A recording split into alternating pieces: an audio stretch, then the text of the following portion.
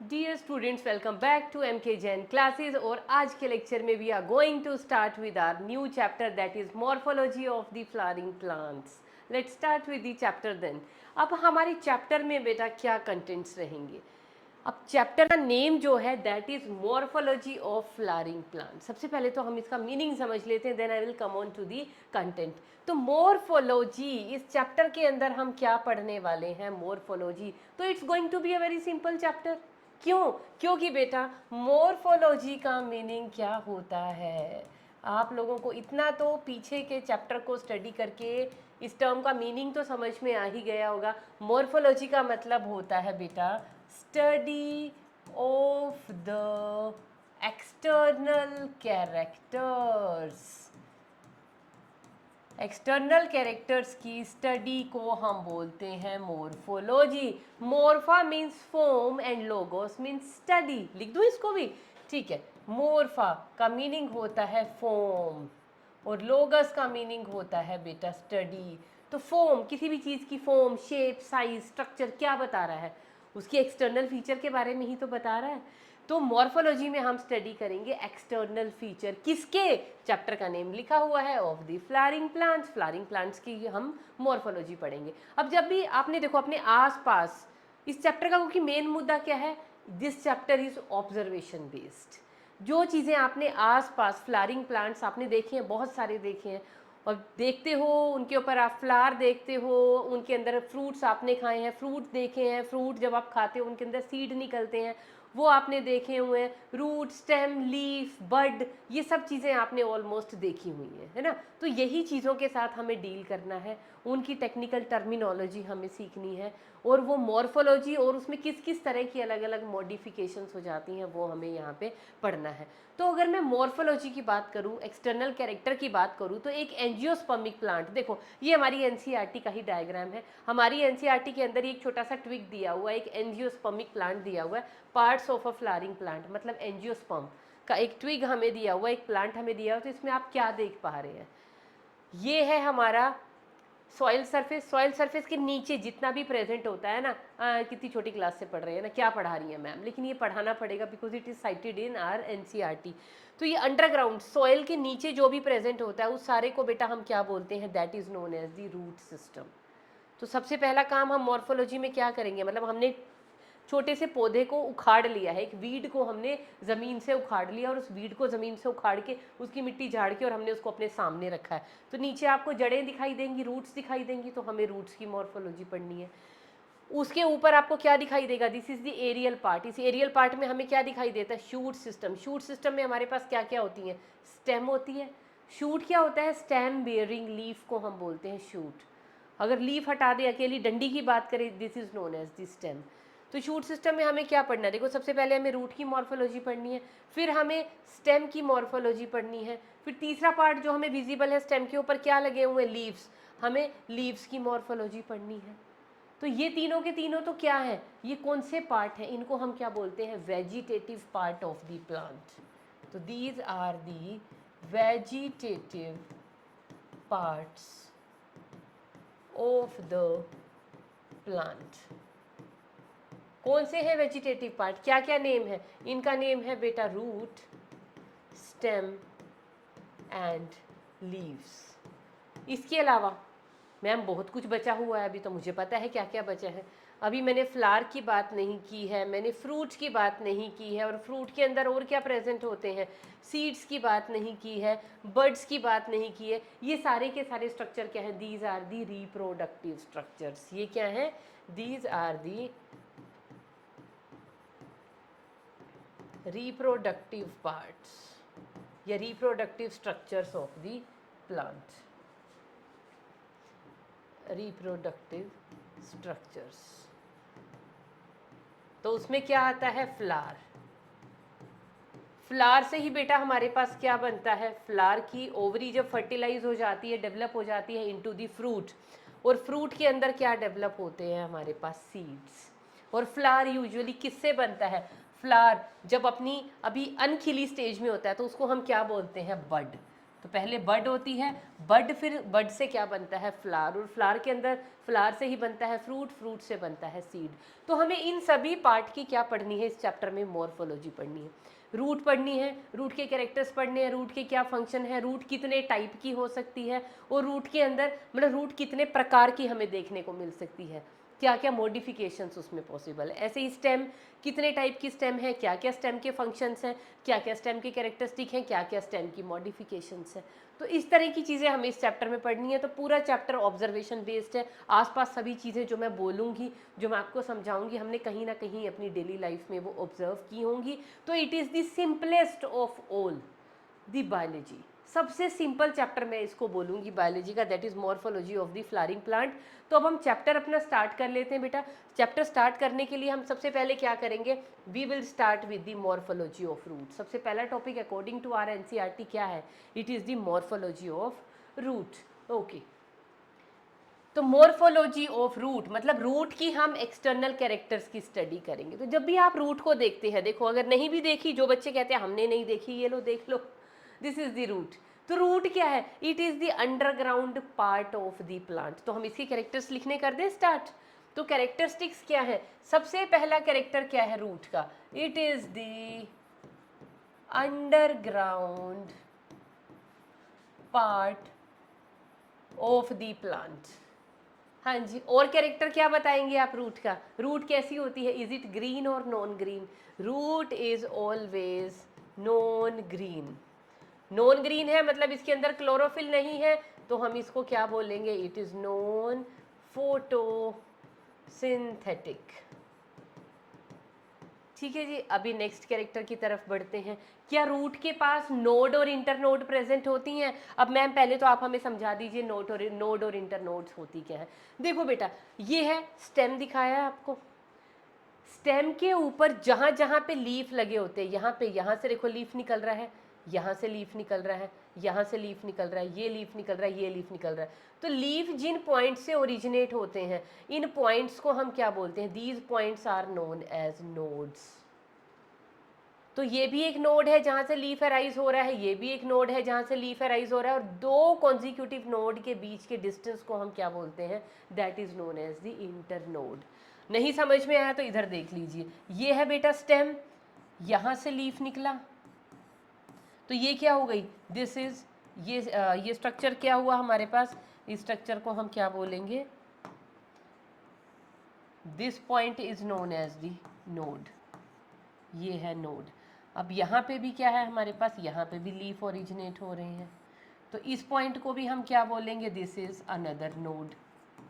अब दो नोड के बीच का ये जो डिस्टेंस है, distance between two node, it is known as the internode. तो स्टेम के पास नोड्स और इंटरनोड प्रेजेंट होती हैं, कहाँ पे, स्टेम में नोड और इंटरनोड प्रेजेंट है। लेकिन रूट में ऐसा कुछ भी नहीं है, रूट के ऊपर पत्ते लगे दिख रहे हैं आपको, नहीं है ना लीव्स, तो कहाँ से नोड, कहाँ से इंटरनोड। तो लीव्स को, इनको रूट्स को हम क्या बोलेंगे, नोड्स एंड इंटरनोड्स क्या होंगी बेटा, एब्सेंट। और क्या आप सबको पता है रूट अराइज कहाँ से होती है, root always arises from the radicle, root originates from radicle. अब रेडिकल क्या है मैम, देखो बेटा आपके पास एक सीड है, उस सीड को आपने धरती के नीचे दबा दिया, उसको सॉ कर दिया, एक दो दिन के बाद उसके अंदर से क्या निकलेंगे, दो स्ट्रक्चर्स निकलेंगे, एक नीचे की तरफ निकलेगा, एक ऊपर की तरफ निकलेगा।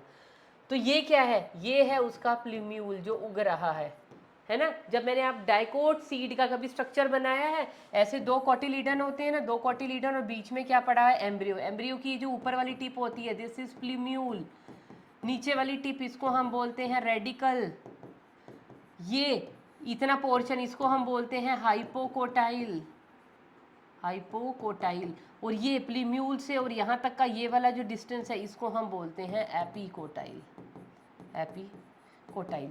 तो ये सीड है, ये हमने सीड को ऐसे खोल दिया। अब इसको, इन कोटिलीडन को बंद करो, सीड हो गया गोल, और सीड के अंदर क्या पड़े हुए हैं, रेडिकल और प्लीम्यूल।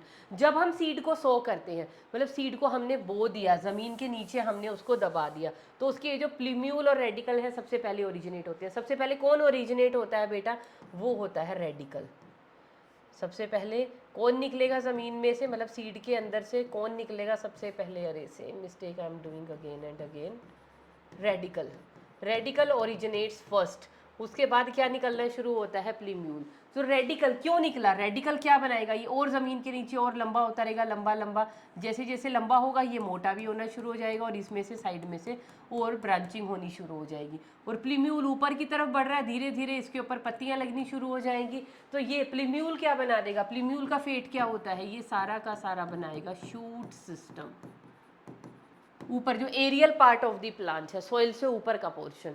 और रेडिकल क्या बनाएगा, it will form the root system. तो रेडिकल क्या बनाता है, पूरा का पूरा जो रूट्स होती हैं, रूट बनाने का काम किसका होता है, रेडिकल। तो रूट कहाँ से ओरिजिनेट हुई, from the radical of the embryo. Embryo कहाँ है, सीड के अंदर। जब आप करते हो ना ये स्प्राउटिंग का भी एक्सपेरिमेंट आपने जूनियर क्लासेस में किया होगा, तो वाइट वाइट कलर के जो वो स्प्राउट्स निकलते हैं वो क्या है, सीड जर्मिनेट होना शुरू हो गया। और सीड जर्मिनेट जब होता है तो उसमें से क्या राइज होते हैं, रेडिकल एंड प्लीम्यूल। पहले कौन निकलेगा, रेडिकल। रेडिकल क्या बनाएगा, लेटर ऑन स्टेजेस में जाके रूट सिस्टम। प्लीम्यूल क्या बनाएगा, सब एरियल, जितना भी सारा एरियल सिस्टम है जिसको हम बोलते हैं शूट सिस्टम। तो root always arises from the radicle. उसके अलावा रूट कैसी हैं, कहाँ पे बढ़ती हैं, ऊपर की तरफ बढ़ती हैं कि ज़मीन में नीचे की तरफ बढ़ती हैं। दीज आर पॉजिटिवली जियोट्रॉपिक, सबको पता होगा ये तो। रूट्स आर पॉजिटिवली जियोट्रॉपिक, मतलब loves to grow toward the gravity. कहाँ पे उगती है, नीचे की तरफ ही उगती है ना रूट्स, तो उसको हम क्या बोलेंगे, पॉजिटिवली जियोट्रॉपिक। और क्या है, रूट्स क्या है, नेगेटिवली फोटोट्रॉपिक। लाइट से के अगेंस्ट उगना शुरू करते हैं, इसीलिए नेगेटिवली। जहाँ लाइट होगी, लाइट तो बाहर है, ऊपर है, लेकिन वो लाइट अगर ऊपर है तो वो कहाँ, ज़मीन के नीचे और गहराई और गहराई और गहराई, लाइट की तरफ नहीं, लाइट के उल्टी डायरेक्शन में उगना पसंद करती है, तो negatively phototropic. And positively hydrotropic, पानी की तरफ मूव करना प्रेफर करती हैं रूट्स। तो पॉजिटिवली रूट्स कैसी हैं, पॉजिटिवली हाइड्रोट्रॉपिक। और रूट का अगर मैं कैरेक्टरिस्टिक लिखूं, और कैरेक्टर क्या है, रूट के पास क्या प्रेजेंट होती हैं, root possesses lateral roots, root possesses root hairs. Root के पास और क्या प्रेजेंट होता है, लेटरल ब्रांचेस भी प्रेजेंट होती हैं और रूट हेयर्स भी प्रेजेंट होते हैं। तो ये तो हो गए बेटा कैरेक्टरिस्टिक ऑफ द रूट। समझ में आ गया, जनरल कैरेक्टर जो हम बड़ी छोटी क्लास से पढ़ते आ रहे हैं, लेकिन हमें यहाँ पे लिखना है, मॉर्फोलॉजी पढ़ रहे हैं तो हमें छोटी छोटी बातों का ध्यान रखना है और लिखना है। क्योंकि सब्जेक्टिव वाले बच्चों को अगर यही कैरेक्टर पेपर में हम कहेंगे ना आते हैं इनका भी क्या पढ़ना, जब पेपर में लिखने बैठोगे ना तो आपको 4 से ज़्यादा 5वां याद नहीं आएगा लिखते हुए। तो सभी के सभी कैरेक्टर एक बार पढ़ लेना, इनको सुन लेना और इनको रिकॉल कर लेना। देन आ गए फंक्शन ऑफ रूट। अरे बाप रे, फंक्शन ऑफ रूट। अब क्योंकि हमारी एनसीईआरटी के अंदर कहीं ना कहीं एनसीईआरटी की लाइंस में ये फंक्शन छिपे हुए हैं, तो हमें निकाल के वो लिखने तो है ही है। तो क्या है, सबसे पहला फंक्शन ऑफ रूट क्या है बेटा, सबसे जो प्राइम फंक्शन है रूट का, that is provides anchorage to the plant. Anchorage का मतलब समझ रहे हो ना, पौधा ऊपर बिल्कुल सीधा ऐसे खड़ा है, ऐसे किस वजह से, उसको यहाँ से नीचे से ये सपोर्ट मिल रही है ना रूट सिस्टम से, उसकी वजह से ये खड़ा है ना, तभी ये ब्रांचिंग, ये वो ट्री जितना मोटा होता चला जाता उतना उसका रूट सिस्टम भी उतना ज़्यादा एक्सटेंसिव होता चला जाता है। तो ये सीधा खड़ा है क्योंकि उसको नीचे से क्या प्रोवाइडेड है, सपोर्ट, एंकरेज इसको किसी ने प्रोवाइड की हुई है। तो provide anchorage to the plant. Second काम है, क्या करता है रूट्स का, और प्राइमरी फंक्शन आपको और क्या पता है, रूट्स क्या करती हैं, absorption of the minerals and water, absorption of water and minerals कहाँ से? From the soil, from the soil, है ना। छोटे छोटे पॉइंट है बेटा, पर लिखना पड़ेगा। और रूट का क्या फंक्शन होता है? रूट का फंक्शन होता है स्टोरेज ऑफ फूड। रूट्स जो है फूड को भी स्टोर करती हैं। उसके अलावा रूट का क्या फंक्शन है? रेस्पायर भी करती है रूट, रेस्पिरेशन का भी फंक्शन है। उसके अलावा रूट का क्या फंक्शन है? To synthesise plant growth hormones, synthesis of plant growth hormones बोल लीजिए, चाहे प्लांट ग्रोथ रेगुलेटर्स बोल लीजिए, आपकी मर्जी है ना। रेगुलेटर्स, प्लांट ग्रोथ रेगुलेटर्स या प्लांट ग्रोथ हॉर्मोन्स, ये बनाने का काम भी होता है रूट। जैसे फॉर एग्जांपल ऑक्सिन, तो ये सभी सभी अभी अभी हमने पढ़ने हैं। ये पूरा का पूरा चैप्टर है हमारे पास प्लांट ग्रोथ एंड हॉर्मोन्स। तो वहाँ पे हम इन सबको पढ़ेंगे। रूट कौन से बना रही है, क्या उन हॉर्मोन्स के फंक्शन है, क्या रेगुलेट कर रहे हैं वो प्लांट की ग्रोथ के अंदर। अब नेक्स्ट टॉपिक जो हमारा आता है that is types of root system. हाँ ये इंपॉर्टेंट है भाई। अब छोटी क्लास में तो हम इसको ज़्यादा एम्फेसिस से पढ़ते नहीं है, बस ऐसे ठीक है मोटा मोटा पढ़ा और छोड़ दिया। अब यहाँ पे कंपटीशन पॉइंट ऑफ व्यू से हमें इसको बड़े ध्यान से पढ़ना है। टॉपिक है बहुत छोटा, लेकिन समझना है इसका बेसिक क्या। टाइप ऑफ रूट सिस्टम सबने सुने हुए हैं। हमारे पास 3 टाइप के रूट सिस्टम होते हैं बेटा। एक होता है टैप रूट सिस्टम, एक होता है फाइब्रस रूट सिस्टम, एक होता है एडवेंटिशियस रूट सिस्टम। तो जो सबसे पहले वाला आपको दिखाया हुआ है ये कौन सा है? This is the tap root system. कौन सा है ये? इसका नेम है टैप रूट सिस्टम। कैसे पहचाना मैम आपने? मैंने ऐसे पहचाना बेटा। टैप रूट की हमेशा पहचान क्या होती है? इसमें एक मोटी रूट होगी। ये है क्या? ये जो रेडिकल से मैंने दिखाया था ना, ये देखो, ये रेडिकल से ऐसे ये रूट निकली, ये लंबी होती चली गई चली गई। अब ये लंबी होगी तो साथ में इसकी मोटाई भी हो जाएगी, ये मोटी भी होनी शुरू हो जाएगी। और जब ये मोटी हुई, अब इसको और काम, क्योंकि जितना ऊपर का ट्री और ज़्यादा बढ़ता चला जाएगा उसकी वाटर और मिनरल की रिक्वायरमेंट बढ़ती रहेगी। तो रूट सिस्टम को भी अपने आप को डेवलप करना पड़ेगा। It has to be become extensive. तो ये मोटी भी होगी और साइड में क्या निकलनी शुरू हो जाएंगी इससे? ब्रांचेस। तो टैप रूट सिस्टम में हमेशा हमें क्या देखने को मिलेगा? टैप रूट सिस्टम के अंदर हमें हमेशा बीच में मिलेगी बेटा एक प्राइमरी रूट, मोटी रूट। इसको हम क्या बोलते हैं? This is the soil surface. ये मोटे वाली क्या है? इसका नामकरण कर लेते हैं, ये है हमारे पास प्राइमरी रूट। ठीक है, इसके बारे में लिख लीजिए कहाँ से अराइज होती है। It arises from radical. कहाँ से निकली है ये? रेडिकल से ओरिजिनेट हुई है। ओके, अब इसमें से जब ये रूट मोटी हो गई, अब इसमें से क्या निकलनी शुरू हो जाएंगी? साइड की lateral branches.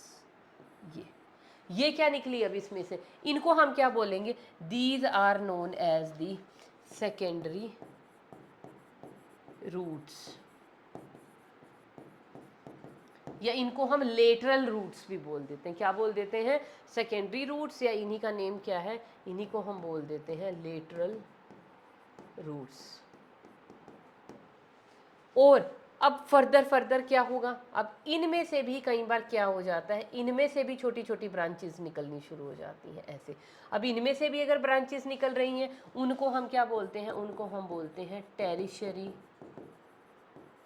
Roots.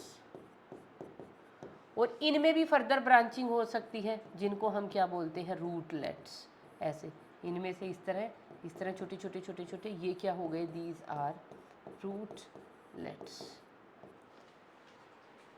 Primary is the main, बीच वाली मोटी रूट, उसमें से जो निकली हैं उनको हम बोलते हैं सेकेंडरी रूट या लेटरल रूट। सेकेंडरी की फर्दर ब्रांचिंग अगर हो जाए वो हो गई टर्शरी। टर्शरी की फर्दर अगर ब्रांचिंग हो जाए तो क्वाटनरी भी कह देते हैं, या उनको हम बोल देते हैं रूटलेट्स। समझ में आ गया? तो ये देखो, यही तो दिखाया हुआ है बीच में, ये जो मेन मोटी हमें दिखाई हुई ये क्या है? Main root. मेन रूट में से साइड में से ये देखो जो ओरिजिनेट हो रहे हैं ऐसे ऐसे, ये क्या है? लेटरल रूट, या जिनको मैंने कहा है सेकेंडरी रूट। और इन सेकेंडरी रूट में से भी देखो, ये सेकेंडरी रूट है, इनमें से भी आपको ब्रांचिंग दिखाई दे रही है इधर एंड इधर। ये देखो ये ब्रांचिंग, ये इनमें से फिर फर्दर ब्रांचिंग हमें दिखाई दे रही है। तो ये क्या है? सेकेंडरी रूट, टेरिशरी रूट या रूटलेट्स। तो इस तरह का जो सिस्टम होगा जिसमें एक मेन बीच में मोटी रूट होगी और साइड में फिर उसके ब्रांचेस होंगी, इस सारे सिस्टम को हम क्या बोलते हैं, टैप रूट सिस्टम। कहाँ पे देखने को मिलता है हमें ये? एग्जाम्पल मोस्ट कॉमनली कहाँ देखने को मिलेगा? डाइकोट्स में। और कहाँ देखने को मिलेगा ये? जिम्नो में। डाइकोट कौन होते हैं? डाइकोटिलिडनी। एंजियोस की बात चल रही है ना, एंजियोस्पर्म्स की बात चल रही है, तो डाइकोट एंजियोस्पर्म्स में और जिम्नोस्पर्म में। अब एंजियोस्पर्म खाली लिखने से बात नहीं बनेगी, क्योंकि एंजियोस्पर्म में मोनोकोट्स भी होते हैं, मोनोकोट के अंदर ये सिस्टम नहीं मिलता। टैप रूट सिस्टम सिर्फ डाइकोट एंजियोस्पर्म्स के अंदर मिलेगा और जिम्नोस्पर्म्स के अंदर मिलेगा। क्यों? पेड़ देखे कितने बड़े बड़े होते हैं, पीपल का पेड़ देखो, बरगद का पेड़ देखो, इतने सारे जिम्नोस्पर्म हैं, उनको देखो कितने बड़े बड़े ह्यूज ट्रीज होते हैं, तो उनके नीचे का छोटी छोटी छोटी छोटी रूट से काम चल जाएगा? नहीं, रूट को एंकरेज भी प्रोवाइड करनी है और उनको वाटर और मिनरल भी प्रोवाइड करना है, तो root system has to be very big and extensive.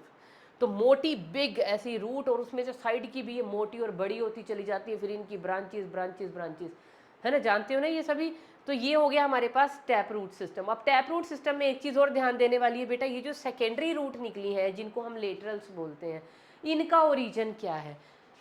इनका ओरिजिन क्या है? ये है, इनका है एंडोजीनस ओरिजिन। याद रखना, ये अभी अगला चैप्टर आएगा ना, एनाटॉमी वाला चैप्टर, वहाँ आपको बताऊंगी। ये मॉर्फोलॉजी का चैप्टर है, इससे नेक्स्ट हम पढ़ेंगे एनाटॉमी। जब हम रूट की एनाटॉमी पढ़ेंगे ना, वहाँ पे बेटा आप एक टिश्यू की पूरा का पूरा लेयर देखेंगे जिसको हम बोलते हैं पेरीसाइकल। रूट का जब हम सेक्शन पढ़ेंगे ना कि रूट के अंदर क्या क्या टिश्यू प्रेजेंट होते हैं, तो जो रूट का पेरीसाइकल का एरिया होता है ना तो पेरीसाइकल से ये रूट की जो लेटरल ब्रांचेस निकलती हैं, ये सेकेंडरी रूट, टर्शियरी रूट कहाँ से निकल रही हैं?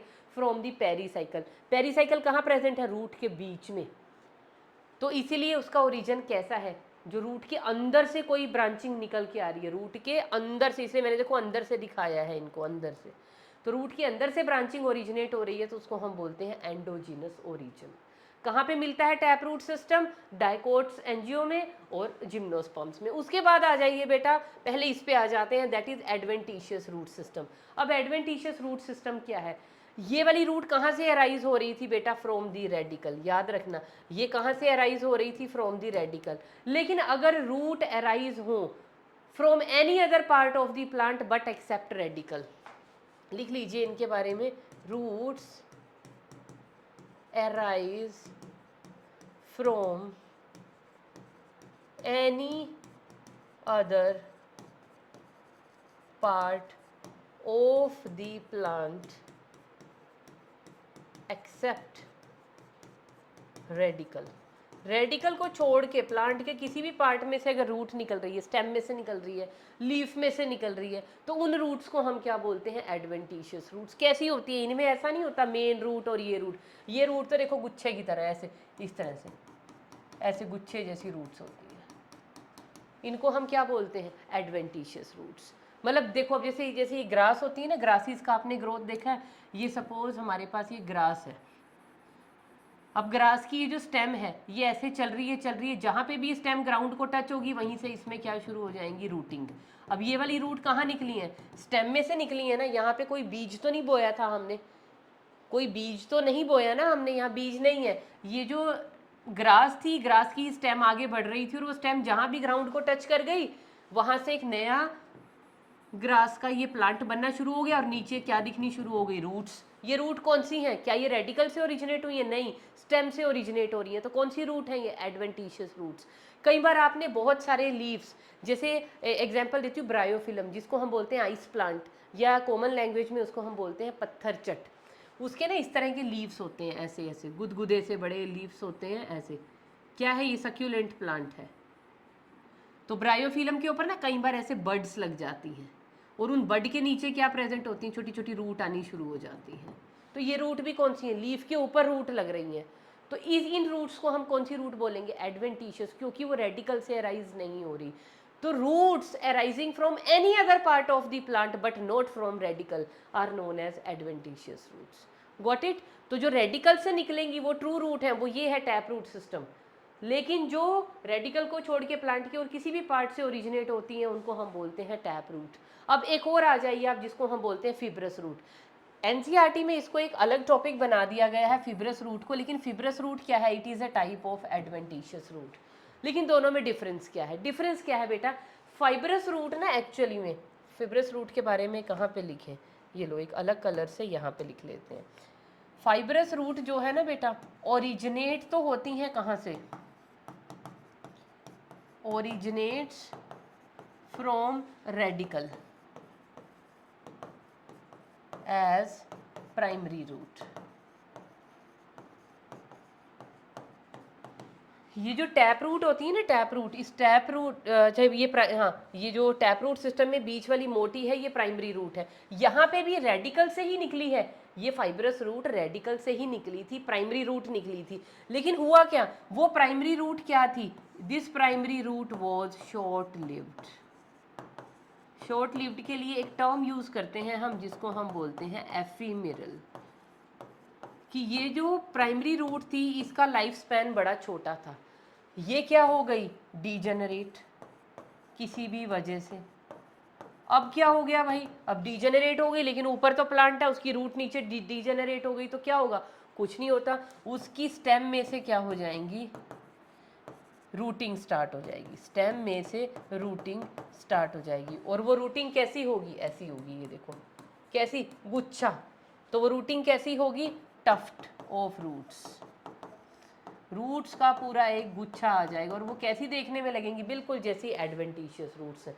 ये भी तो ऐसे गुच्छे गुच्छे गुच्छे गुच्छे गुच्छे ही प्रेजेंट होते हैं इनके, ये देखो, ये देखो। तो टफ्ट ऑफ रूट, सिर्फ क्या डिफरेंस हुआ दोनों में, इसमें कहीं पे भी एडवेंटिशियस रूट में कहीं पे भी प्राइमरी रूट नहीं आती, क्योंकि ये रेडिकल से अराइज हुई नहीं है, any other part of the plant से होगी। लेकिन फाइब्रस रूट रेडिकल से ओरिजिनेट हुई, लेकिन बाद में क्या हुआ, अब सपोज ये था सीड, ये था उसका रेडिकल, रेडिकल से ये मेन रूट बननी शुरू हो गई, लेकिन बाद में क्या हुआ, ये जो मेन रूट है ये डीजेनरेट हो गई।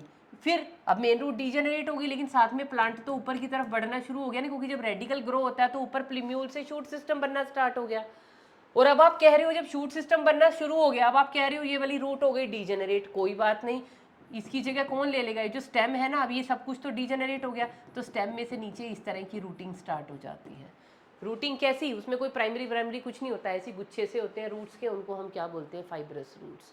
तो fibrous roots are a type of adventitious roots. तो यहाँ पे इसको 3 कॉलम बना दिए गए हैं हमारी एनसीईआरटी के अंदर, कि एक है हमारे पास टैप रूट सिस्टम, दूसरा है हमारे पास एडवेंटिशियस रूट सिस्टम, और तीसरा है हमारे पास फाइब्रस रूट सिस्टम। तो 3 टाइप के रूट सिस्टम हमारे पास प्रेजेंट है, कौन से, tap root, fibrous root and adventitious. Tap जो एक्चुअल में रेडिकल से ओरिजिनेट होंगी रूट, कैसी होंगी, बीच में प्राइमरी रूट होगी, मोटी होगी, उसमें से secondary root, tertiary, quaternary rootlets वो निकल रहे होंगे। Adventitious root other than radical अगर कहीं और से ओरिजिनेट हो रही हैं और वो पूरा गुच्छा टाइप होंगी तो वो एडवेंटिशियस है, पतली होंगी, बिल्कुल ही धागे जैसी भी हो सकती हैं। और अगर एडवेंटिशियस रूट ही हो, लेकिन वो कब बनी, जब एक्चुअल में प्राइमरी रूट बनने जा रही थी, लेकिन वो प्राइमरी रूट की लाइफ स्पैन छोटा था, एफीमेरल थी, शॉर्ट लिव थी, डीजेनरेट हो गई, तो फटाफट से वहाँ पे भी एडवेंटिशियस रूटिंग शुरू हो जाती है, तब वो क्या बन जाती है, फाइब्रस रूट। Got it. तो इनके एग्जाम्पल लिख लेते हैं बेटा। ये वाला जो सिस्टम है टैप रूट सिस्टम, ये कहाँ देखने को मिलेगा, डायकोट में और जिम्नो में। एडवेंटिशियस रूट सिस्टम हमें यूजुअली कहाँ पे देखने को मिलता है, ये हमें देखने को मिलता है, जैसे अभी मैंने एग्जाम्पल आपको दिया, वो लिख लीजिए इसमें, लाइक डैलिया लिख लीजिए, स्वीट पोटैटो लिख लीजिए, है ना। यूजुअली आप ये लिख सकते हो मोनोकोट्स, क्योंकि सेम ही केस है, तो हम इसके एग्जाम्पल में क्या लिख लेंगे, मोनोकोट्स। मोनोकोट्स में कौन कौन आ जाते हैं, जैसे राइस आ गया, वीट आ गया, मेज आ गया, ये सारे किसके एग्जाम्पल हैं, मोनोकोट्स के। तो उनमें मिलती हैं ये रूट अदर देन दी टैप रूट। चलिए नेक्स्ट, अब आ जाइए रीजन्स ऑफ दी रूट। अब ये डायग्राम कहाँ से लाए हैं हम, एनसीईआरटी के ही हैं सारे डायग्राम, अपनी तरफ से मैं कुछ नहीं डाल रही हूँ। तो रीजन ऑफ रूट, क्योंकि मैंने क्या कहा था, हम क्या स्टडी कर रहे हैं, मॉर्फोलॉजी ऑफ रूट। तो रूट की हमें जनरल फीचर्स हम लोगों ने पढ़ लिए, ये देखो रूट के हमने जनरल कैरेक्टरिस्टिक जो हमें पता थे अपनी नॉलेज के बेस पे आज तक हमने वो लिख लिए। फिर हमने रूट के फंक्शंस लिख लिए। फिर हमने टाइप ऑफ रूट सिस्टम की, कितने टाइप की रूट्स प्लांट में मिलती हैं, बेसिकली 3 टाइप की मिलती हैं। अब हमने एक रूट को तोड़ लिया, जैसे वो प्लांट मैंने दिखाया था ना एंजियोस्पर्म का, सबसे फर्स्ट पेज पे, हमने ये एक पौधा उखाड़ा और उस पौधे का ये जो रूट सिस्टम है ना, अब इस रूट को हम क्या कर रहे हैं, स्टडी। और रूट का भी क्या स्टडी कर रहे हैं, रूट का बेसिकली मेन ये बीच बीच का पार्ट, किसी छोटे वीड को उखाड़ लो सपोज आप, तो उसके रूट की अब हम स्टडी कर रहे हैं। तो उसमें हम पढ़ेंगे रीजन्स ऑफ द रूट, या इसको हम जोन्स ऑफ द रूट भी बोल देते हैं, रीजन्स या जोन्स ऑफ द रूट या part of a typical root, कुछ भी बोल दीजिए। तो रीजन्स ऑफ अ रूट का मतलब क्या है, यहाँ हम क्या पढ़ेंगे, parts of a typical root. एक नॉर्मली अगर हम एक रूट को स्टडी करते हैं तो उसमें हमें क्या क्या देखने को मिलेगा, उसमें बेटा हमें 4 रीजन्स देखने को मिलेंगे या जोन्स देखने को मिलेंगे। सबसे पहला रीजन हमें कौन सा देखने को मिलेगा, उसको हम बोलते हैं बेटा रूट कैप जोन या रूट कैप रीजन, सबसे पहला। ठीक है, इसको अनदर कलर से लिख लेते हैं। दूसरा हमें जो रीजन देखने को मिलेगा वो होता है region of meristematic activity. Third जो है that is region of elongation, और fourth that is region of maturation. ये 4 जोन्स हमें यहाँ पे पढ़ने हैं। ठीक है, तो इन 4 जोन्स को हम 1 बाय 1 ले लेते हैं, पर उसको पढ़ने से पहले मैं आपको एक चीज़ और बताऊंगी, क्योंकि हमारी एनसीईआरटी के अंदर ना कुछ टर्म्स यूज़ की गई हैं इन जोन्स को लेके, कि this zone is proximal to that, it is distal to this, है ना। तो प्रोक्सिमल और डिस्टल 2 टर्म्स यूज़ की गई हैं, और एग्जाम्स के अंदर भी, कॉम्पिटिटिव एग्जाम के अंदर भी कई बार ये क्वेश्चन मैंने देखा है। और आपकी जब आप मल्टीपल चॉइस क्वेश्चंस करेंगे फ्रॉम योर ऑब्जेक्टिव बुक्स, वहाँ पे भी आपको बहुत सारे क्वेश्चन ऐसे मिलेंगे जहाँ पे लिखा होगा कि बताइए जो रीजन ऑफ इलोंगेशन है ये प्रोक्सिमल है to the region of maturation के, या डिस्टल है, या बोथ है, या नन ऑफ दीज है। तो क्या करेंगे आप ऐसे में, तो प्रॉक्सिमल और डिस्टल, पहले इन 2 चीज़ों को समझिए। अब बेटा ये है रूट, ये रूट का अंडरग्राउंड पार्ट है, इससे ऊपर क्या प्रेजेंट, इससे ऊपर क्या स्टार्ट हो जाएगा, इससे ऊपर प्रेजेंट होगा बेटा सारा का सारा शूट सिस्टम, यही होगा ना। तो ये वाला जो पॉइंट है रूट और शूट का जो जंक्शन है, तो यहाँ पे तो रूट, अगर मैं यहाँ से देखूँ तो रूट का सबसे दूर का पोर्शन कौन सा है, ये है रूट कैप। जो सबसे दूर होता है उसको हम बोलते हैं डिस्टल एंड।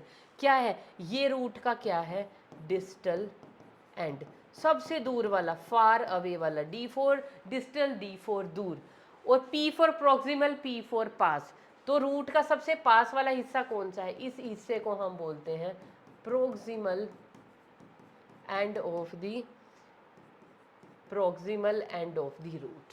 ये प्रॉक्सिमल है, ये डिस्टल है। ठीक है, अब ये जोन पढ़ाने में शुरू करती हूँ, और वहाँ पे फिर 1 बाय 1 हम लोग देख लेंगे कौन सा किसके प्रॉक्सिमल है, कौन किसके डिस्टल है। तो सबसे पहला जो रीजन आता है that is the root cap region. कहाँ पे प्रेजेंट है, it is present at the distal end, बिल्कुल फार्दर मोस्ट प्रेजेंट है। कहाँ से है, कहाँ से ओरिजिनेट हुआ है, इसको रूट कैप रीजन को हम और क्या बोलते हैं, कैलिप्ट्रा। इसको हम और क्या बोलते हैं, कैलिप्ट्रा। और जिस टिश्यू से ये बनता है उसको हम क्या बोलते हैं, कैलिप्ट्रोजन। वैसे इतनी डिटेल्स की तो आपको ज़रूरत नहीं है, ठीक है, मैंने लिख दिया है, कोई बात नहीं, आप मत पढ़ो इसको। पर रूट कैप को हम कैलिप्ट्रा भी बोलते हैं। क्या करती है ये, इट प्रोटेक्ट्स दी मेरिस्टेमेटिक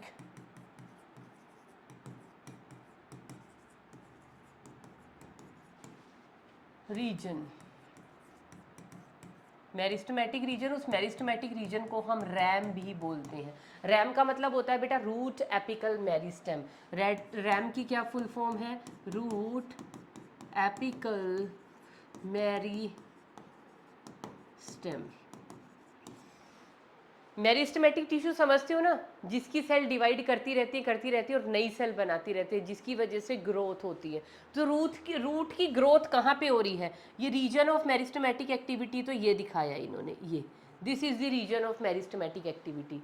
तो भाई इसकी वजह से रूट नीचे की तरफ बढ़ रही है, रूट की ग्रोथ इसकी वजह से हो रही है। अब ये ग्रोइंग पॉइंट को क्या हमें प्रोटेक्ट नहीं करना चाहिए, किसी चीज़ से कवर करना चाहिए ना। हाँ, तो नेचर ने इसको कवर किया हुआ, किस चीज़ से कवर किया हुआ, रूट कैप से। तो ये एक कैप लाइक स्ट्रक्चर, ये जो ग्रीनिश कलर का ये इतना दिखा रखा है, ये कैप लाइक स्ट्रक्चर, ये सारा का सारा क्या है, this is the root cap. क्या है ये, it is protective in nature मैंने लिख दिया, सबसे पहला क्या है, इट इज़ प्रोटेक्टिव। दूसरी चीज़, it is living, it is not dead. कैसी है ये लिविंग है। रूट कैप कभी भी डेड नहीं होती, लिविंग है। किस चीज़ की बनी हुई है, पेरेनकाइमा सेल्स की। क्या होती है मैम ये सेल, अभी बताएंगे नेक्स्ट चैप्टर में, लिविंग सेल्स हैं। तो पेरेनकाइमा सेल्स की बनी होती हैं। और क्या प्रेजेंट होता है, अब रूट कैप क्या करती रहती है, ये अब देखो, अब ये जो रूट नीचे की तरफ बढ़ रही है, इसकी ग्रोथ हो रही है, उसके ऊपर एक ऐसा कवर चढ़ा रखा है, और इस कवर का काम क्या है, जब ये मेरिस्टेमेटिक जोन में जब नई सेल ऐड होंगी और ये रूट नीचे की तरफ ग्रो करेगी, और ज़्यादा रूट कहाँ ग्रो कर रही है, ऐसे नीचे की तरफ, तो रूट ऐसे सॉइल के अंदर जाएगी, तो एब्रेशन नहीं होगा सॉइल के साथ, सॉइल कितनी रफ होती है, तो उसके अंदर जब ये रूट जाएगी तो इसका मेरिस्टेमेटिक जोन डैमेज हो सकता है ना, तो उस डैमेज से बचाने के लिए रूट कैप उसके ऊपर लगा दी। तो रूट कैप एक तो उसको प्रोटेक्ट कर रही है, दूसरा काम रूट कैप क्या करती है, ये सिक्रीट करती है म्यूसिलेजिनस सब्सटेंसेस, जिसकी वजह से सॉइल क्या हो जाती है, मॉइस्ट, और रूट ईजिली पेनिट्रेट कर सकती है सॉइल को। तो क्या करती है, makes the soil moist for easy penetration of root। क्योंकि ये क्या सिक्रीट करती रहती है, ग्लाइकोप्रोटीन्स, मतलब शुगर्स और प्रोटीन, इस तरह के सब्सटेंसेस ये सिक्रीट करती रहती है। ठीक है, और इसका फंक्शन क्या है रूट कैप का, और तो हमें कुछ ज़्यादा, बस ठीक है, इतना आपके लिए काफ़ी है कि प्रोटेक्शन का काम करती है, लिविंग है ये टिश्यू, और पेनिट्रेशन में हेल्प करती है। और एक जो एनसीईआरटी के अंदर बड़ी अच्छी इसके लिए टर्म लिखी हुई है, कैसे, इट इज़ थिम्बल शेप्ड। कैसी है, थिम्बल शेप। थिम्बल समझते हो ना, वो उंगली के ऊपर वो होती है ना, हेमिंग वगैरह करते हुए टेलर्स जो हाथ पे सुई का काम करते हुए पहन लेते हैं, या वो गिटारिस्ट अपने गिटार बजाते हुए अपनी फिंगर्स के ऊपर वो प्रोटेक्शन के लिए पहन लेते हैं, वो क्या होती हैं, थिम्बल्स, एक तरह की कैप्स, फिंगर कैप्स जैसी होती हैं। तो इसी तरह से कैप लाइक स्ट्रक्चर यहाँ पे चढ़ा हुआ होता है, तो उसको हम क्या बोलते हैं, थिम्बल। तो ये थिम्बल लाइक होती है, थिम्बल शेप्ड होती है, प्रोटेक्टिव होती है, इट इज़ लिविंग, और टर्मिनल पार्ट पे प्रेजेंट होती है, मतलब डिस्टल एंड पे प्रेजेंट होती है। और इसका प्राइमरी फंक्शन क्या है, सॉइल को मॉइस्ट करना ताकि रूट पेनिट्रेट करे। और जो ग्रोइंग पॉइंट है, ग्रोइंग पॉइंट क्या होता है, मेरिस्टेमेटिक रीजन, उसको प्रोटेक्ट करके रखना। तो एक हमारे पास हो गया रूट कैप रीजन। अब हम बढ़ते हैं दूसरे की तरफ, जिसका नेम है regions of the meristematic activity.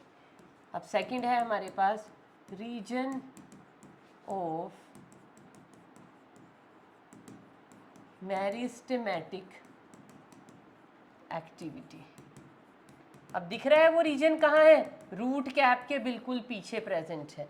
तो इसको हम कैसे लिखेंगे, रीजन ऑफ मेरिस्टेमेटिक एक्टिविटी कहाँ पे प्रेजेंट है, it is present proximal to the, क्योंकि प्रोक्सिमल एंड ये है, it is present proximal to the root cap. अगर रूट कैप से इधर होता तो डिस्टल होता, रूट कैप से उधर है प्रोक्सिमल एंड की तरफ, तो it is proximal to the root cap region. अब यहाँ की स्पेशलिटी क्या क्या है, ये क्या है, इसको रीजन ऑफ मेरिस्टेमेटिक एक्टिविटी को हम और क्या बोल देते हैं, इसको हम ग्रोइंग पॉइंट भी बोलते हैं, growing point of the root.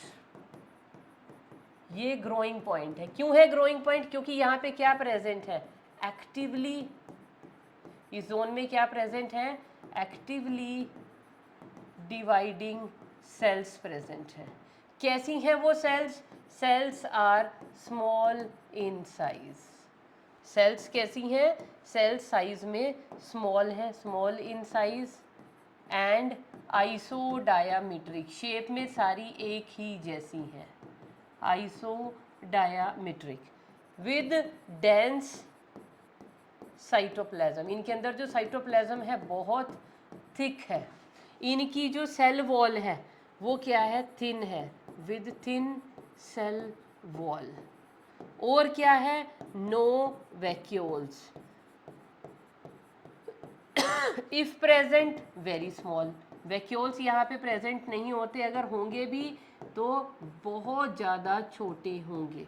उसके अलावा no intercellular spaces between the cells, no intercellular spaces present between the cells. और इनका जो न्यूक्लियस होता है ना बेटा, बहुत ज़्यादा प्रोमिनेंट न्यूक्लियस होता है और इनमें किसी भी तरह का कोई भी सेकेंडरी मेटाबोलाइट अभी नहीं बना होता है। तो मेरिस्टेमेटिक रीजन, क्योंकि ये ग्रोइंग पॉइंट है, यहाँ से रूट जो है ग्रो करके नीचे की तरफ पेनिट्रेट करिए, तो ऊपर की तरफ भी सेल काट रही है, वो नीचे की तरफ भी सेल्स कम काटने वाले, ऊपर भी सेल बना रही है। ये है ग्रोइंग पॉइंट, इस ग्रोइंग पॉइंट से सेल इधर भी बन रहे हैं, इधर भी बन रहे हैं, तो रूट जो है नीचे की तरफ भी ग्रो हो रही है और ऊपर की तरफ भी सेल भेज रही है वो, कि इसका ऊपर का पोर्शन भी बड़ा होता रहे। तो यहाँ पे क्या है, actively dividing cell. Actively dividing cell मतलब जो डिवाइड कर करके नए टिश्यू बना रही हैं, उन सेल्स को हम क्या बोलते हैं, मेरिस्टेमेटिक सेल। तो ये ग्रोइंग पॉइंट हुआ ना रूट का, तो इस ग्रोइंग पॉइंट को प्रोटेक्ट तो करना था रूट कैप से। तो यहाँ पे जो सेल मिलेंगी कैसी हैं, एक्टिवली डिवाइडिंग हैं, बहुत छोटी हैं, आइसोडायमीट्रिक हैं, with dense cytoplasm. Cell wall उनकी बहुत थिन है, वैक्यूल प्रेजेंट नहीं है, इंटरसेलुलर स्पेसिस ना के बराबर है ही नहीं। और न्यूक्लियस, क्योंकि ये बहुत छोटी छोटी हैं, तो इनका न्यूक्लियस ऐसे लगता है कि बहुत बड़ा न्यूक्लियस है, लेकिन न्यूक्लियस उतना ही है। सेल बड़ी होती है ना, उसमें न्यूक्लियस होता है, पर ये सेल ही बहुत छोटी छोटी है, तो इनका न्यूक्लियस बड़ा प्रोमिनेंट दिखता है माइक्रोस्कोप के नीचे। तो ये हो गया बेटा रीजन ऑफ मेरिस्टेमेटिक एक्टिविटी। अब यहाँ पे ना इन इन इन सेल्स में यहाँ पे क्या होता है, अभी वैसे एनसीईआरटी के अंदर तो है नहीं, यहाँ पे ना एक क्यू सेंटर भी होता है जिसको हम बोलते हैं क्यूसेंट जोन। क्वीसेंट जोन क्या होता है, ये सारा का सारा रीजन क्या है, एक्टिवली डिवाइडिंग सेल का रीजन है। तो यहाँ पे ना बीच में कुछ ऐसी सेल्स पड़ी होती हैं तो वो मेरिस्टेमेटिक, लेकिन वो नॉन डिवाइडिंग होती। क्यों, उनको डिवाइड होने के लिए जगह ही नहीं मिल रही, उनके इधर इधर आसपास की सेल डिवाइड हो रही हैं, ऊपर भी सेल भेज रही हैं, नीचे भी भेज रही हैं, साइडों में भी भेज रही हैं। अब हम डिवाइड करें तो कहाँ करें, बीच में ऐसे बैठी हुई हैं, भाई ज़रूरत आन पड़ेगी तो हम कर देंगे, नहीं तो हम बैठे हैं, हमारे पास जगह ही नहीं है डिवाइड करके नई सेल बनाने की। तो उन सेल्स जो यहाँ सेंटर में पड़ी हुई हैं, उन सेल्स को हम क्या बोलते हैं, क्वीसेंट जोन। उस जोन में जिसमें वो नॉन डिवाइडिंग सेल्स पड़ी हुई हैं। तो इसको मैं यहाँ लिख देती हूँ, लेकिन इसको एक्सप्लेन नहीं करूँगी। यहाँ पे क्या प्रेजेंट होता है, क्वीसेंट जोन। क्या प्रेजेंट होती हैं यहाँ पे, नॉन डिवाइडिंग है, लेकिन है meristematic cells, non dividing meristematic cells. इससे आपको याद आ जाएगा क्या है, नॉन डिवाइडिंग मेरिस्टेमेटिक सेल। तो इसको क्यू सेंटर भी बोल देते हैं, क्यू जोन भी बोल देते हैं, या इसको हम क्यूसेंट सेंटर बोलते हैं। ठीक है जी। इसके बाद आ जाते हैं हम लोग कहाँ, रीजन ऑफ इलोंगेशन या zone of elongation, region of elongation. अब ये रीजन कहाँ पे है, this region is proximal to the root of zone of maturation, but it is distal, मतलब इससे डिस्टल है, लेकिन रीजन ऑफ मेरिस्टेमेटिक एक्टिविटी से क्या है, प्रोक्सिमल है। ये है, ये नीचे रूट कैप से ऊपर वाला रीजन ऑफ मेरिस्टेमेटिक एक्टिविटी, उससे ऊपर वाला ये जो इतना रीजन है, ये इतना लंबा दिखाई दे रहा है, इसको हम बोलते हैं रीजन ऑफ इलोंगेशन। क्यों, क्योंकि ये देखो मेरिस्टेमेटिक सेल ने जो ऊपर सेल्स बनाई, यहाँ पे नई सेल्स बनी ना, ये जो सेल्स बन रही थी इधर, वो सेल जब ऊपर की तरफ मूव हुई तो उनमें वैक्यूल बन गए और वो सेल ऐसे लंबी लंबी हो गई, ऐसे लंबी लंबी सेल्स होती हैं यहाँ पे। तो इसको हम बोलते हैं जोन ऑफ इलोंगेशन, क्योंकि यहाँ पे क्या शुरू हो जाता है, सेल्स बिकम इलोंगेटेड, सेल्स बड़ी लंबी लंबी हो जाती हैं। किस खुशी में हो गई भाई लंबी लंबी, क्या स्टार्ट हो गई, वैक्यूलराइजेशन। मैंने कहा ना वैक्यूल्स प्रेजेंट नहीं होते सेल्स में, होते भी तो बहुत छोटे छोटे, अगर नहीं प्रेजेंट तो बन गया, अगर छोटा है तो वो बड़ा हो जाएगा। कैसे, बाय एब्जॉर्बिंग वाटर। तो किस चीज़ से हो जाएगा, वाटर एब्जॉर्प्शन से। तो इलोंगेशन, जोन ऑफ इलोंगेशन इसलिए बोलते हैं कि इस सेल्स में क्या मिलेंगी, इलोंगेटेड सेल्स मिलेंगी, elongated cells with large vacuoles. और क्या काम कर रही हैं, वाटर और मिनरल का एब्जॉर्प्शन कर रही हैं, लेकिन किस तरह से एब्जॉर्प्शन करती हैं, एक्टिवली। एक्टिव एब्जॉर्प्शन का मतलब समझते हो, expenditure of energy is involve, मतलब एनर्जी लगेगी, तो it is energy consuming process. तो बहुत कम पानी का एब्जॉर्प्शन होता है यहाँ से। फिर आ जाइए आप फोर्थ पे, फोर्थ आ जाएगा बेटा हमारे पास, दैट इज सॉरी, फोर्थ आ जाएगा अब हमारे पास जोन ऑफ फोर्थ आएगा जोन ऑफ या रीजन ऑफ मैचुरेशन, जोन या रीजन ऑफ मैचुरेशन। और इसी का एक और नेम होता है, इसी को हम और क्या बोलते हैं, it is also known as the root hair zone. दो नेम होते हैं इस जोन के। कहाँ पे प्रेजेंट है, ये देखो सबसे ऊपर एट द प्रॉक्सिमल एंड। तो अगर मैं पूछूं region of maturation, region of elongation के प्रॉक्सिमल है या डिस्टल, ये वाला इसके प्रॉक्सिमल है, नॉट डिस्टल। और अगर इसको पूछूं ये रीजन ऑफ मेरिस्टेमेटिक एक्टिविटी, वो इलोंगेशन के प्रॉक्सिमल है क्या डिस्टल, ये वाला इससे डिस्टल एंड पे है, दूर है इससे। समझ आ गया, इसलिए प्रॉक्सिमल डिस्टल। और ऐसे ही क्वेश्चंस आ जाते हैं इनके ऊपर। तो जोन ऑफ मैचुरेशन में क्या दिखा आपको इसमें क्या है, ये जो इलोंगेटेड सेल जो अभी बड़ी हुई थी ना, अब ये सेल क्या बन जाएंगी, सेल्स बिकम्स मैच्योर। कैसे, बाय अंडरगोइंग, क्या आफत आ जाती है उनको कि वो मैच्योर हो गई, उनके अंदर क्या हो गई, डिफरेंशिएशन।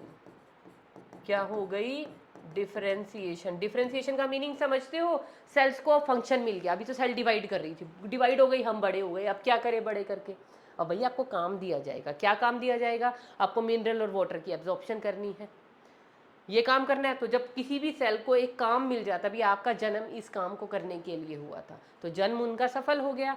तो वो जन्म जो उनका है, उनको एक काम मिलना, उनका फेट पता चल जाता है कि आपको क्या करना है अब, तो उसको assigning function to a cell is known as differentiation. तो मैच्योर होने का मतलब क्या है कि उस सेल को क्या मिल गया, उसका एक पर्टिकुलर काम मिल गया, वो सेल क्या हो गई है, डिफरेंशिएट। और यहाँ पे क्या प्रेजेंट होंगे, इस जोन में क्या प्रेजेंट होंगे बेटा, रूट हेयर्स। किस लिए, रूट हेयर क्या करते हैं, increase the surface area for absorption. क्योंकि रूट अकेली एक काम कर रही है, क्या काम होता है रूट का, वाटर और मिनरल की एब्जॉर्प्शन, इतने एरिया से कर रही थी बस यहाँ से। अब ये एक्स्ट्रा इनके पास क्या आ गई, रूट हेयर क्या है, एक्स्ट्रा एक्सटेंशन। तो उससे सरफेस एरिया बढ़ गया ना रूट का भी, और ज़्यादा एक्टिवली, मतलब और ज़्यादा इजीली और ज़्यादा एब्जॉर्प्शन कर सकती है वाटर एंड मिनरल्स की। अब ये जो रूट हेयर होते हैं बेटा, ये रूट हेयर कैसे होते हैं, root hairs are always unicellular. Unicellular का मतलब समझते हो, सिंगल सेल्ड होंगे और अनब्रांच्ड होते हैं। और एक और स्पेशलिटी बता दूं बेटा, इनका ओरिजिन क्या होता है, एक्सोजीनस। Exogenous origin. ये क्या बात हुई मैम, ये देखो ये बात हुई बेटा ऐसे, सपोज ये रूट है, तो रूट के अंदर क्या प्रेजेंट होती है, यहाँ पे ऐसे सेल है, ये रूट की क्या प्रेजेंट है, एपिडर्मिस। ठीक है, तो इस एपिडर्मिस को अब अगर मैं ऐसे सेक्शन काटूँ तो रूट राउंड है ना, तो मुझे ऐसा दिखाई देगा। ये लो, ये है रूट की सेल्स। तो कुछ रूट की सेल्स क्या करती हैं, रूट की सेल्स में से इस तरह से यहाँ से ऐसे एक्सटेंशंस निकल जाती हैं। इन एक्सटेंशंस को हम क्या बोलते हैं, these extensions are known as root hairs. बस अब इनमें किसी तरह से कोई पार्टीशंस नहीं बना देने, क्योंकि मैंने रूट हेयर क्या कही है, यूनिसेलुलर होते हैं। ये लो, ये एक सेल है कंटेनिंग द रूट हेयर, बस ये एक ही न्यूक्लियस और इसी का साइटोप्लाज्म जो है वो इसके अंदर आ जाएगा। तो ये है रूट हेयर। कहाँ से निकले, सेल की पेरिफेरी से निकल गए। तो कहाँ ओरिजिन है, बाहर से निकल गए, एक्सोजिनस। अगर ये रूट के यहाँ अंदर कहीं से निकल के आते तो उनका ओरिजिन होता है एंडोजिनस। तो रूट हेयर का ओरिजिन कैसा है बेटा, एक्सोजिनस ओरिजिन है। और यहाँ पे क्या प्रेजेंट होती हैं, रूट ऑफ मैचुरेशन में क्या प्रेजेंट होती हैं, लेटरल रूट्स। मैंने कहा ना टैप रूट में से लेटरल रूट्स निकलती हैं, तो वो भी कहाँ पे प्रेजेंट होती हैं, वो भी इसी रीजन के अंदर प्रेजेंट होते हैं। लेटरल रूट का क्या फंक्शन होता है, मतलब उनका ओरिजिन क्या होता है, मैंने वैसे ऑलरेडी आपको लिखवा दिया, इनका एंडोजिनस ओरिजिन होता है। तो अगर अब आपको एक रूट के पार्ट्स पूछे जाएं या जोन पूछा जाए तो क्या होगा, रूट का जो सबसे नीचे का पार्ट होगा उसको हम बोलते हैं रूट कैप रीजन। उस रूट कैप के अंदर, उस रूट कैप के अंदर क्या ढका हुआ है, ये देखो ये था मेरिस्टेमेटिक रीजन, लेकिन ये रूट कैप के अंदर ऐसे ढका हुआ है, आपको दिख तो नहीं रहा, तो ये रीजन कौन सा है, root region of meristematic activity या मेरिस्टेमेटिक रीजन। उसके ऊपर क्या प्रेजेंट होगा, रूट ऑफ इलोंगेशन, और उससे ऊपर जिस पे रूट हेयर और लेटरल ब्रांचेस प्रेजेंट होंगी उसको हम बोलते हैं रीजन ऑफ मैच्योरेशन। ये क्या दिखाए हुए हैं, these are the root hairs. अब सब्जेक्टिव वाले बच्चों को कई बार एग्जाम में 2 मार्क्स में यही आ जाता है कि रीजन ऑफ रूट के ऊपर एक नोट लिखो या एक वेल लेबल डायग्राम बना के उनको आप लेबल करो डायग्राम के अंदर। ठीक है, तो बेटा मॉर्फोलॉजी ऑफ रूट तो अभी हमने कर ली है, लेकिन इसका भी एक पोर्शन और बचता है, that is modification in roots, that we will take up in the next lecture. That's all for today.